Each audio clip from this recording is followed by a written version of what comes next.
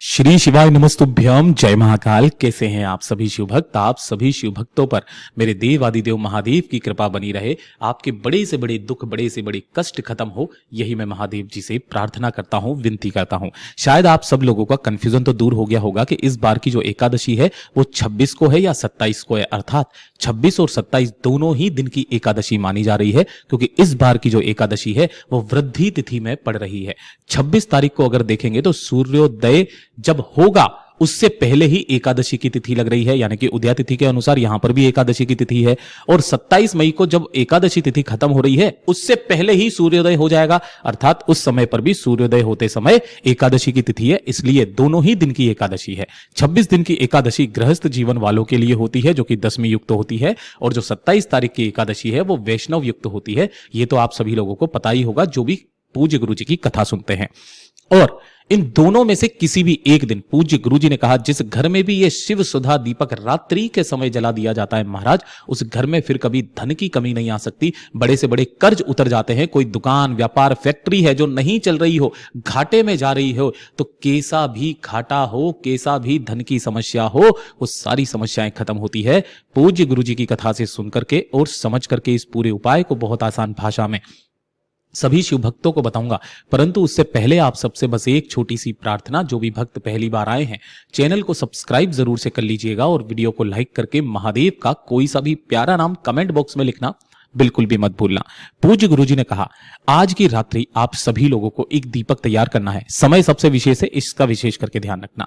यहां पर जो आपको एक दीपक तैयार करना है, चाहे आप आटे का बना लो, चाहे आप मिट्टी का, लेकिन इसके अंदर जो बाती लगेगी वो लगेगी लंबी बाती। लंबी बाती का प्रमाण होता है इस वाले उपाय के लिए, जैसा कि आप चित्र में देख पा रहे हो। इस तरीके से लंबी बाती आपको लगानी है और इसके अंदर आपको भरना होगा घी। कोशिश करना, अगर आपके पास में गाय का घी है बहुत अच्छी बात है। एक आपको दीपक तैयार कर लेना है और थोड़े से आपको लेने हैं अन्न के दाने। जो भी आपके पास में अन्न हो, कोई जरूरी नहीं है कि आप गेहूं के दाने लो, चावल के, हरे मूंग के, फूलों की पत्तियां ले लो, कुछ भी आप ले सकते हो, ठीक है ना।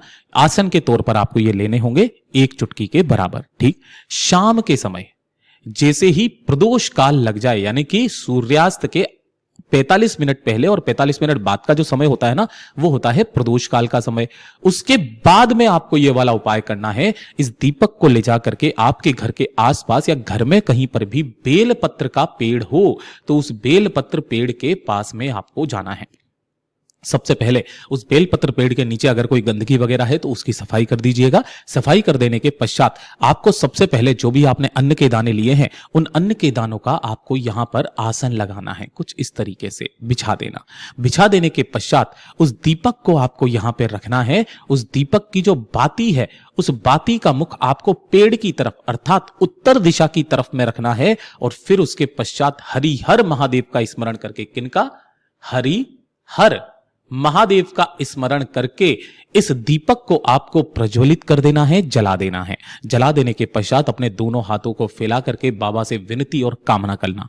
पूज्य गुरुजी ने कहा कि यह विष्णु पुराण के दौरान अंतर्गत वर्णित है कि इस दिन एकादशी तिथि के दिन जो माता लक्ष्मी जी का वास होता है वो शाम के समय बेलपत्र पेड़ के नीचे होता है। और महादेव ने उन्हीं से यह वायदा मांगा था कि जो भी मेरा भक्त आपकी कामना कहकर एक लंबी बाती का दीपक शाम के समय प्रज्वलित करेगा, हे लक्ष्मी, तुम्हारा एक अंश सदैव उस व्यक्ति के घर में विराजित रहेगा। इतना काम करने के पश्चात इसी पेड़ के नीचे की थोड़ी सी मिट्टी को आपको वहां से उठा लेना है और उसे उठा करके लेकर के अपने घर पर आना है। घर पे आने के पश्चात थोड़ी सी मिट्टी को अपनी चौखट पर छींट देना। बाकी की मिट्टी अपने घर के थोड़े थोड़े से कोने में आपको मां लक्ष्मी का ध्यान करते हुए छींट दीजिएगा। महाराज, दूसरे दिन से ही आपके घर में धन की आवक होना स्टार्ट हो जाएगी, बड़े से बड़े कर्ज उतरना स्टार्ट हो जाएंगे। पूज्य गुरु जी का बहुत अद्भुत और रोचक उपाय है, जरूर से कीजिएगा। वीडियो पसंद आए तो लाइक करना, चैनल को सब्सक्राइब जरूर